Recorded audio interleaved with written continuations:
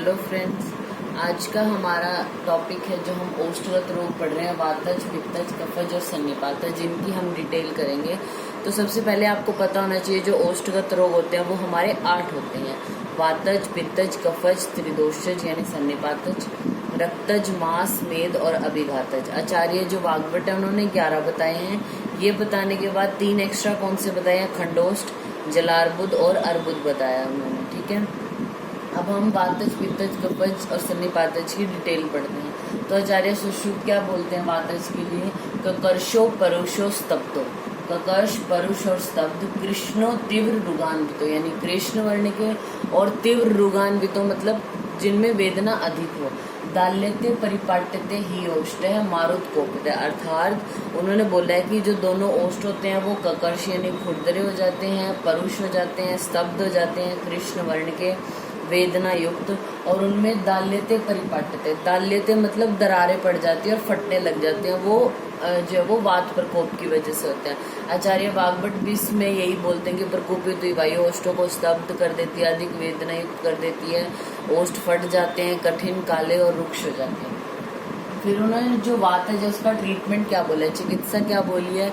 उन्होंने बोला है कि जो चारों प्रकार के हमारे स्नेह होते हैं जैसे घृत, तेल, वसा, मज्जा, उनमें मोम को मिला के अभ्यंग करना चाहिए, नाड़ी स्वेद देना चाहिए पेशेंट को, सालवण पुल्टिस का प्रयोग कर सकते हैं, सिरोवस्ती देनी है, और वातहर जो द्रव्य उनसे सिद्ध घृत से तेल से हम जो है वो नस्या देते हैं पेशेंट को, और दुग्ध में सिद्ध किया हुआ एरंड पत्र की जो वो वाष्प है उससे नाड़ी स्वेद देना है पेशेंट को।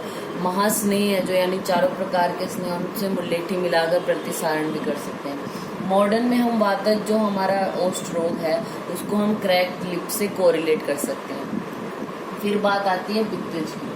पित्तज के लिए बोला है अचितो पीड़िका भिस्तु सर्षप आकृति भी प्रश्न, ये बहुत इंपॉर्टेंट है, मतलब याद रखने के लिए बहुत अच्छा पॉइंट है। नॉर्मली पित्त की वजह से ओष्ठ प्रकोप, दहा, पाक ये तो सब लिखते हैं, लेकिन इसका मेन फीचर क्या है? सर्षप आकृति की तरह जो है वो पीड़िकाएं उत्पन्न हो जाती हैं। ठीक है, पित्त के प्रकोप से ओष्ठ पर जो है वो सर्षप की आकृति की अनेक पीड़िकाएं हो जाती हैं, जिनमें स, दहा, पाक, संस्राव यानी दहा, पाक होता है और श्राव होता है, और उनका वर्ण कैसा है? नीलो पीतो च पीत, यानी ओष्ठ जो है वो नीले या पीत वर्ण के हो जाते हैं। ये पित्तज प्रकोप की वजह से होते हैं। आचार्य वाग्भट भी यही बोलते हैं कि सरसों के आकार की पीड़िकाएं हो जाती हैं, पीले वर्ण के ओष्ठ, क्लेद और पाक होता है। उन्होंने एक इम्पॉर्टेंट और चीज ऐड कर दी कि जो ओष्ठ है वो तीक्ष्ण द्रव्य सहन नहीं कर सकते। ठीक है, फिर उन्होंने ट्रीटमेंट क्या बोला है कि जो पित्तज है, रक्तज है या अभिघातज जो हमारा ओष्ठ रोग है उसमें जलोका द्वारा रक्तमोक्षण कराना है, पित्तज वितृति के समान चिकित्सा करनी है,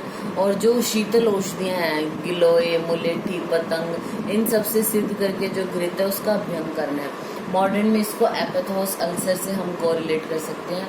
फिर बात आती है कफज ओष्ठ रोग की। कफज के लिए आचार्य सुश्रुत क्या बोलते हैं? सवर्णा भिस्तु चीयते पीड़िका भी अवेदनो, यानी सवर्ण की, यानी जैसा ओष्ठ का कलर है उसी के समान वर्ण की जो है वो पीड़िकाएं हो जाती हैं अवेदनो, जिनमें वेदना नहीं होती, वेदना रहित है। कंडो मंदो यानी कंडो युक्त है। कफा शूनो, ये शूनो पढ़ा जाएगा। शून का मतलब होता है शोथ होना, यानी ओष्ठ की बात हो रही है तो ओष्ठ पर जो है वो शोथ हो जाएगा, पिच्छिल हो जाएंगे, शीत हो जाएंगे और गुरु हो जाएंगे। ठीक है, ये हमने पढ़ा कफज के बारे में।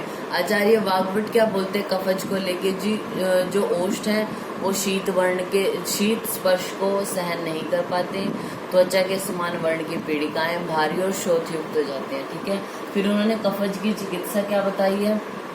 त्रिउष्ण यानी जो तीक्ष्ण द्रव्य हैं, त्रिउष्ण, सर्जिक क्षार, योग क्षार, विड, नमक और मधु है जो उनसे प्रतिसारण करना है, रक्त मोक्षण कराना है। फिर पेशेंट को शिरोविरेचन, धूम, स्वेद, कवल आदि का प्रयोग कर सकते हैं। और आचार्य वाग्भट भी बोलते हैं कि रक्त मोक्षण करा के पेशेंट को पाठा, क्षार, त्रिकटु इनसे प्रतिसारण करना है, और कफनाशक धूम, नस्य या गंडूष का प्रयोग कर सकते हैं।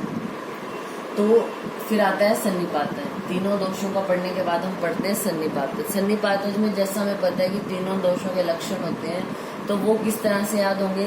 सकृत कृष्ण यानी जो ओष्ठ है वो कुछ कृष्ण वर्ण के, सकृत पीतो यानी अब थोड़े पीले वर्ण के, सकृत श्वेतो तथैव च, और कुछ जो है वो श्वेत वर्ण के दिखाई देंगे। सन्निपातेन विज्ञया अनेक पीड़िका चितो, अनेक जो है वो यानी अनेक पीड़िकाओं से, विविध प्रकार की पीड़िकाओं से युक्त होगा। अब इसमें तीनों दोषों के लक्षण हैं, तो तीनों दोषों के कलर की बात हो रही है, कृष्ण, पीत और श्वेत, और जो है वो अनेक पीड़िकाओं से युक्त हो जाते हैं। आचार्य वाग्भट भी बोलते हैं ओष्ठ अनेक वर्ण के हो जाते हैं, पीड़ा युक्त होते हैं, कहीं से पक जाते हैं, कभी नहीं पकते, और गाढ़ा श्राव होता है, दुर्गंधित श्राव होता है। सन्निपातज को हम कार्सिनोमा ऑफ लिप्स से भी कोरिलेट कर सकते हैं। तो जैसे अभी हमने इसके लक्षण बताए वात, पित्त, कफ और सन्निपातज के, तो आचार्य सुश्रुत के अकॉर्डिंग तो आपको अच्छे से याद रखना ही है। जैसा हमने बताया था पहले भी इस बारे में डिस्कस कर चुके हैं कि अगर आप आचार्य वाग्भट के भी लिखते हो तो उसका अच्छा इम्पैक्ट पड़ता है। आपको क्या करना है, जो आचार्य वाग्भट ने अलग बताए, जैसे वातज वाले में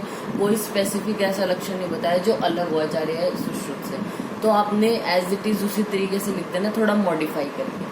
आचार्य जो सुश्रुत है उन्होंने पित्त में जैसे सर्षिप आकृति का बताया, उन्होंने भी बताया, लेकिन उन्होंने क्या कहा है, तीक्ष्ण द्रव्य को सहन नहीं कर सकते, एक पॉइंट ऐड किया है। फिर आता है कफज, कफज में भी उन्होंने सेम यही बोला है, कंडयुक्त होंगे, पीड़िका हो सकती है, शीतल गुरु, ये सब बोलेंगे, लेकिन उन्होंने एक क्या चीज ऐड की कि शीत स्पर्श को सहन नहीं कर पाते, वो आपने कफ में ऐड करना है। फिर सन्निपातज के लिए बोला है कि दुर्गंधित और गाढ़ा श्राव हो जाता है, कभी वो पीड़ा युक्त होते हैं, ओष्ठ कभी पक जाते हैं, कभी नहीं पकते, ये सन्निपातज में एक्स्ट्रा बोला है। ठीक है, तो ये हमारा टॉपिक हो गया वातज, पित्तज, कफज, सन्निपातज, ओष्ठ रोग। Thank you.